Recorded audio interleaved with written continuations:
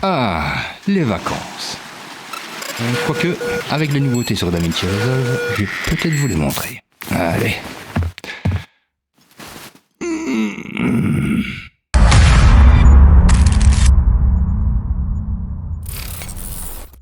Hello tout le monde, on se retrouve pour un petit épisode impromptu sur les nouveautés de la bêta 5 de DaVinci Resolve 19. Cela fait quelques jours qu'elle est sortie, si vous ne l'avez pas encore, vous pouvez bien évidemment aller la télécharger sur le site, je vous mettrai le lien en description. Vous avez ici la version publique bêta 5 et ici la version studio. Concernant les nouveautés, évidemment nous avons quelques correctifs qui sont, on va dire, habituels à DaVinci Resolve, mais en plus de ça, on peut remarquer que maintenant nous avons, pour les utilisateurs Windows en tout cas, une amélioration des performances au niveau de l'intelligence artificielle. Théoriquement, c'est censé aller 3 fois plus vite. Par contre, moi j'ai quand même remarqué une nouveauté, lorsqu'on veut passer d'une page à une autre. Maintenant, regardez bien, ici je suis sur la page Cut, si je clique sur la page Edit, comptez le temps que ça va prendre, je clique, et maintenant il faut presque 3 secondes. C'est un petit peu long, et pourtant ce n'est pas ma configuration PC qui ferait ralentir le logiciel. Et oui, de temps en temps, il faut quand même dire quand il y a quelque chose qui ne va pas. Ensuite, il y a pas mal de nouveautés concernant la partie Cut. Donc c'est une page, moi, dans laquelle je ne vais pas souvent. Mais apparemment, vous avez accès maintenant au Render Cache. Vous pouvez aussi, dans la partie Inspecteur, non plus travailler sur la partie vidéo et audio, comme vous aviez l'habitude, mais vous avez les options qu'on retrouvait dans la partie Edit. Donc maintenant, le Music Remixer, le Ducker, le Dialog Separator, vous y avez accès aussi. Évidemment, il y a aussi quelques nouvelles transitions qui sont sorties. On a quelques formes. On a aussi, peut-être, je dirais, le Fold, le Elastic Rubber, le Page Curl. Enfin, tout ça, je vous laisserai les découvrir. On a aussi maintenant des nouveautés concernant le Speed Change. Alors, il y a quelques jours, on m'avait posé la question justement pour savoir s'il était possible de modifier plus rapidement la vitesse. Il semblerait qu'avec Final Cut, ce soit possible. Par contre, nous, vous savez bien, je vous mets le lien en description aussi vers la vidéo si vous n'avez pas encore déjà vu. Mais évidemment, on doit faire un CTRL-R pour passer en Retimes Control. Et ensuite, en vous déplaçant, vous pouvez placer vos points. Maintenant, c'est un tout petit peu différent. Je vais refermer le CTRL-R, je sélectionne mon clip, je vais dans la partie vidéo de l'inspecteur, j'ouvre le Speed Change. Et là, on peut remarquer que maintenant, nous avons la possibilité de placer des points clés. Et oui, le petit diamant est enfin là. Mais en plus de ça, on a le Ease juste là. Alors, tout simplement, vous allez sur votre clip, vous vous dites peut-être, je vais placer un point clé juste là. Hop. Je vais placer un point clé ici aussi, mais je vais augmenter la vitesse. Et deuxième point clé de placer. Vous voulez adoucir un petit peu les courbes. Pour ça, je vais quand même ouvrir la fenêtre pour que vous puissiez voir. Nous avons notre transition juste là. Et si je le désire, je peux me placer dessus et le mettre peut-être en smooth. Vous voyez, c'est déjà un tout petit peu plus rapide pour faire du speed ramping. C'est tout bête, mais c'est une petite option qui est à prendre quand même. Autre nouveauté, nous avons aussi maintenant le Core Look disponible dans le Film Look Creator. Alors lui aussi, je vous l'avais déjà présenté quand la version 19 bêta 1 était sortie, je vous mettrai aussi le lien en description. Mais en gros, le Film Look, vous pouvez le rechercher dans la bibliothèque, le glisser, et maintenant dans la partie Film Look juste là, vous avez le Core Look. C'est tout simplement quelques petites options comme le cinématique, le Rochester, le Akasaka, le Highlighted et le Vintage.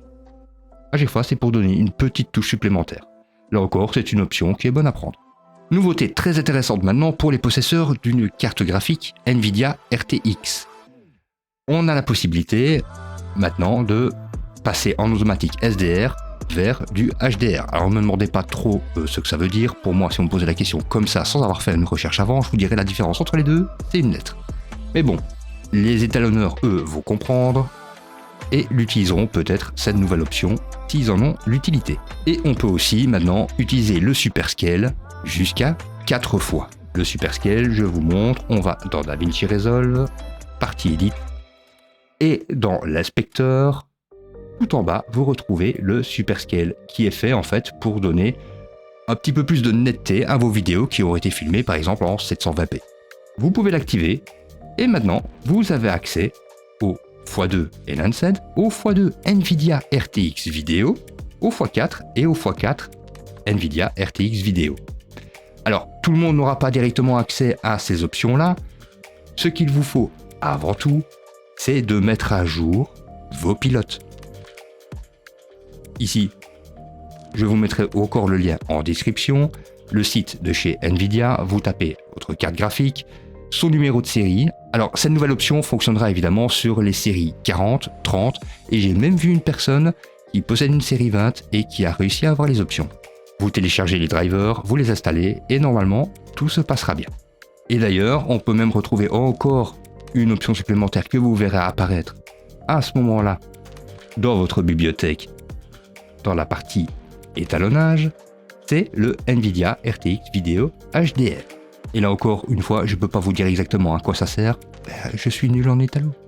On finit maintenant sur la toute dernière chose dont je voulais vous parler, qui va faire gagner du temps, énormément de temps même, pour la préparation de vos dérushs, de vos montages. C'est tout simplement la possibilité maintenant de déposer vos dossiers avec l'arborescence complète dans votre Media Pool. Alors, petite explication, quand on est dans la partie média, ici, vous avez accès à tous vos disques durs, vous pouvez, si vous le voulez, créer des nouveaux dossiers et ensuite commencer à ranger tout ça les uns après les autres. On a une nouvelle option maintenant, qui est disponible surtout, je vais dire, dans la partie Edit. D'ailleurs, dans la partie Cut, pour ceux qui ne le savaient pas encore, vous pouvez, dans le Media Pool, télécharger ou importer directement un fichier si vous en avez besoin, ou directement des dossiers complets. Par exemple, ici, je pourrais prendre ce dossier-là qui comporte toute une arborescence complète. Donc on a des b-rolls, illustrations, cahiers, musique de fond, les shoots avec les différentes caméras. Je pourrais le sélectionner et l'ajouter. Maintenant, je possède absolument tout et toujours rangé. Chose que l'on peut faire aussi maintenant directement dans la partie montage. Pour ça, vous y allez. Ici, ce dossier-là, je vais peut-être le supprimer.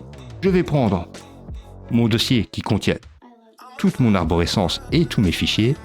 Je l'attrape, je le glisse dans le master.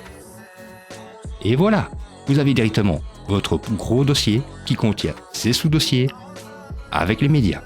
Mais il y a encore un plus. Apparemment, je dis apparemment parce que ça ne fonctionne pas chez moi, vous pouvez rajouter et resynchroniser vos dossiers si vous ajoutez des médias.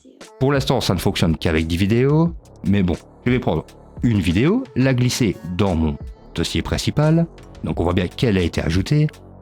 Directement chez lui, on ne voit rien du tout, mais ce qu'il vous suffit, vous, tout simplement de faire, c'est de faire un clic droit sur votre dossier, de descendre et d'aller de le Resync Media File. Une fois que vous cliquez dessus, normalement, vous faites apparaître le petit fichier que vous veniez d'ajouter. Alors, chez moi, ça ne fonctionne pas, mais comme je viens de vous le dire, je l'ai vu fonctionner chez de nombreuses autres personnes. Et voilà, c'est tout pour aujourd'hui. Alors, merci de m'avoir suivi. N'hésitez surtout pas à laisser un petit pouce vers le haut, des commentaires, à partager les vidéos, à vous abonner si ce n'était pas encore déjà fait, à passer sur mon Ko-fi si vous pensez que je mérite un petit café. Et bon, je vais pas vous tenir là genre plus longtemps. Portez-vous bien et à la prochaine. Ciao, ciao.